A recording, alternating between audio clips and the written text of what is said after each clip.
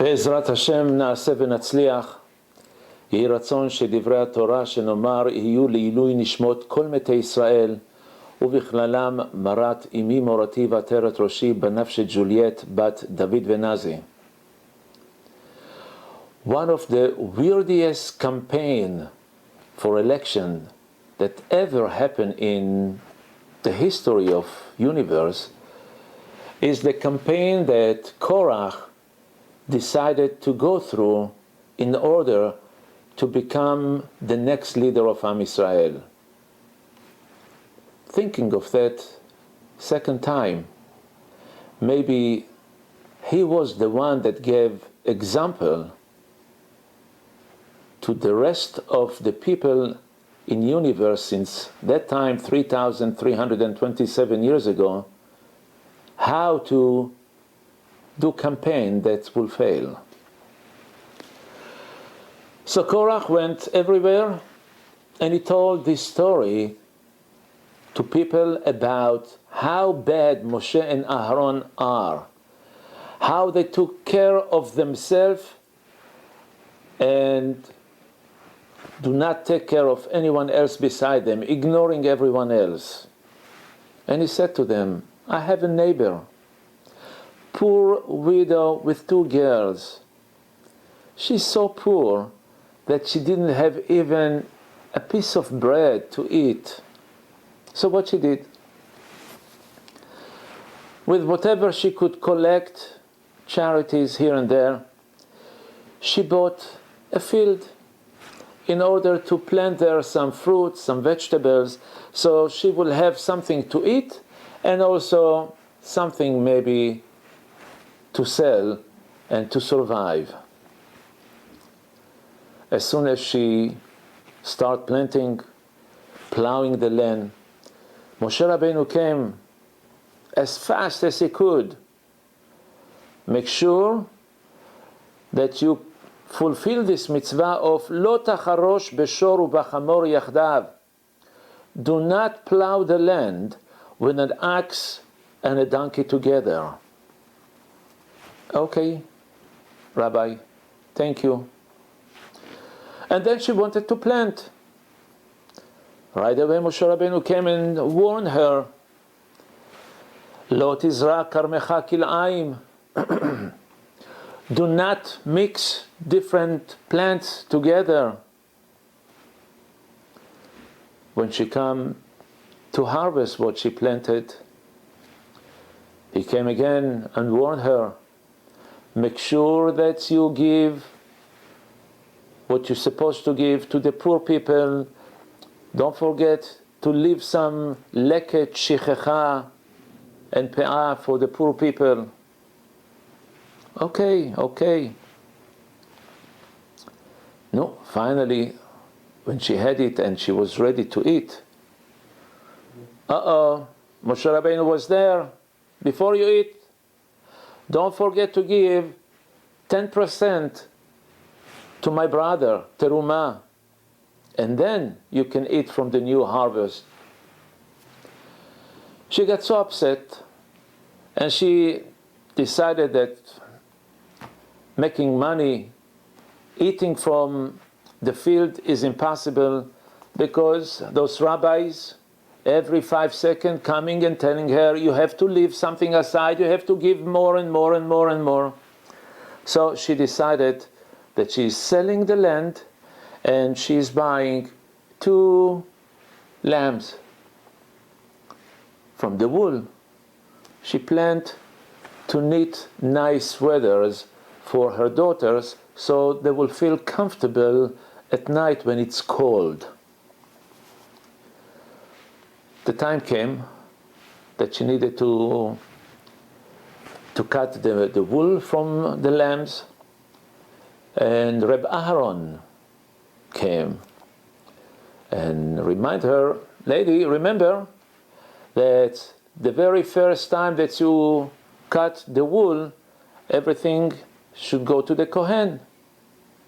Again, those rabbis.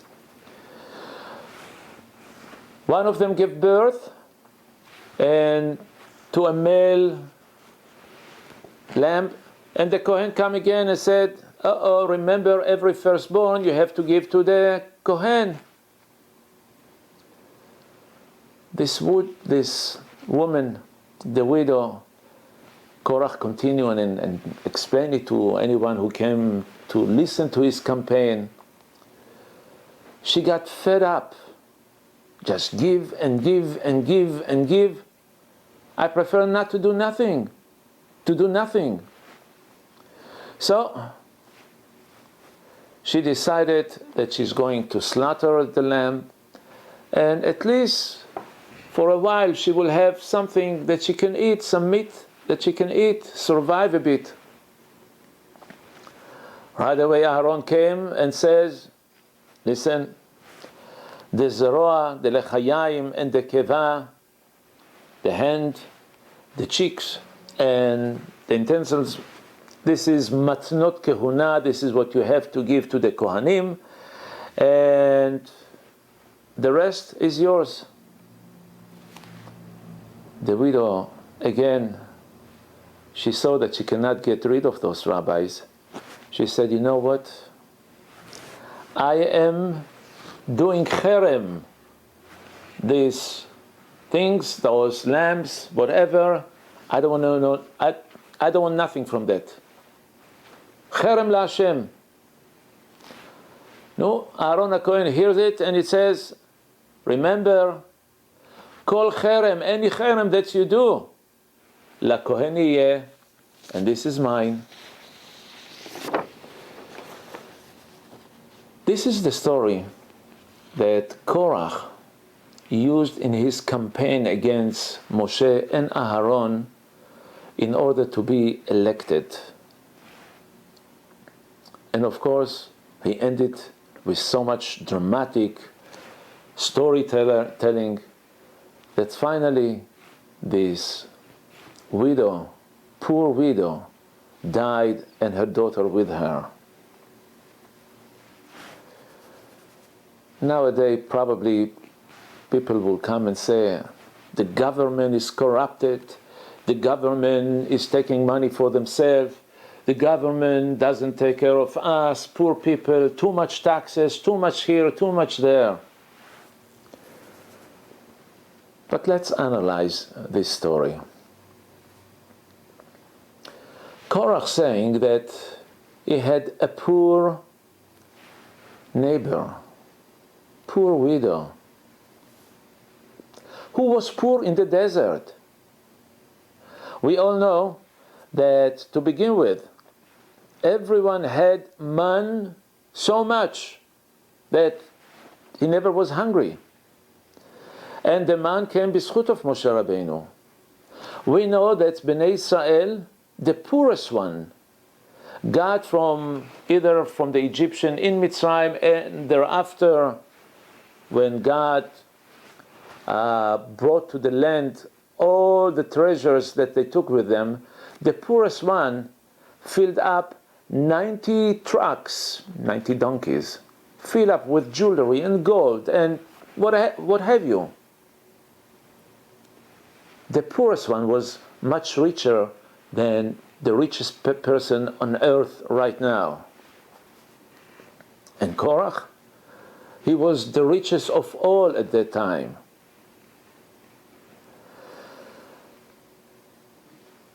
Because of Moshe, that they got this man, and everyone could test whatever test that he wanted in this man. So, why to complain against Moshe? And more than that, she bought a field in the desert. In the desert, who buys field? It's like today saying, someone bought the Brooklyn Bridge. Who is selling the Brooklyn Bridge? And more than that, let's assume she bought the land and she planted whatever she planted. How she water the land? The only place that they had water was the well of Miriam.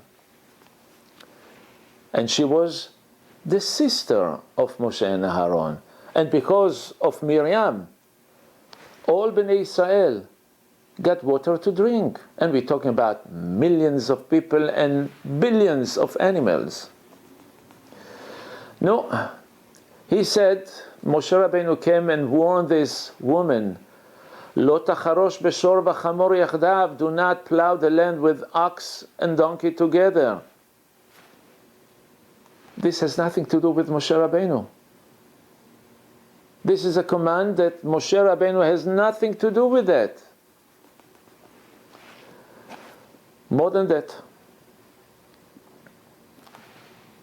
matanot le'aniyim, to leave leket, shichecha, and pe'ah.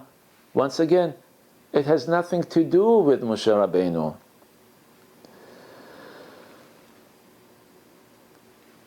More than that, to give truma to the Kohen, it's enough 1 grain of wheat that can take care of the whole entire land. So, from the Oraita, from the Torah, all what she had to do is not to give everything that she had. 1 little grain, and this will be enough. And as far as Ma'aser that you give to Levi, this poor lady, poor neighbor of you, she could give it to you, not to Moshe Rabbeinu. You are a Levi also. So, what you telling that Moshe took it for himself or for you? This poor lady could not take it. She sold the land. Who will buy the land? It's like someone will offer to buy a piece of land in the Sahara Desert. Who to begin with will go there? Who will buy? And what you can do there?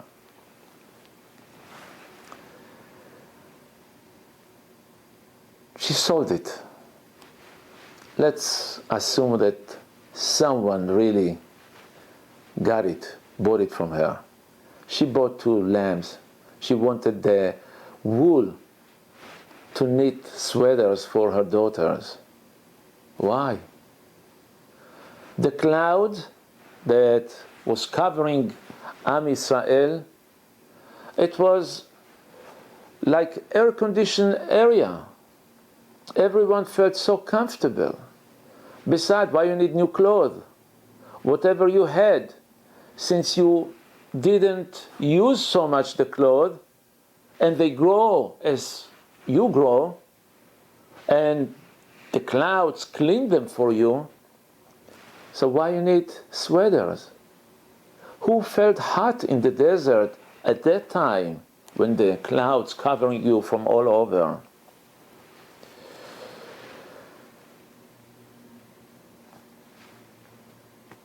And as Korach concludes the story, knowing that all these favors is done because of Aharon, the cloud because of Aharon, the man because of Moshe, and the water because of Miriam, he said that his poor widow died. My neighbor, he said, Korach, didn't have what to eat, and therefore she died out of hunger. Excuse us, Mr. Korach, you, the richest person on earth at that time, that while people taking donkeys to fill up with whatever treasure they found, you had 300 white mules carrying only the keys for the safes that were behind them. By the way, why mules? Why white mules? Because those white mules are very wild. They will not give anyone to come close to them, and if you try, they will bite you. And the bite of a donkey, of a mule, can break bones, as we know from the story of Rabbi Akiva.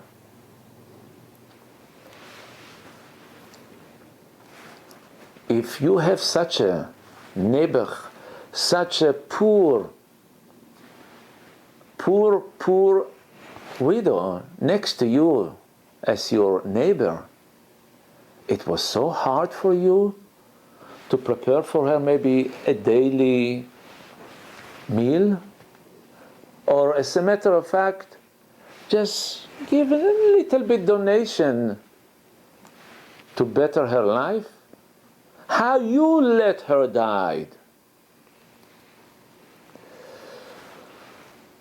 This is what people do in order to gain some respect, some honor, some authorities. Unfortunately, people are not stupid. You can find one person that you can tell him Bobemaises stories, but you cannot fool the whole nation all the time. At the end, there will be some people that will question what you're saying.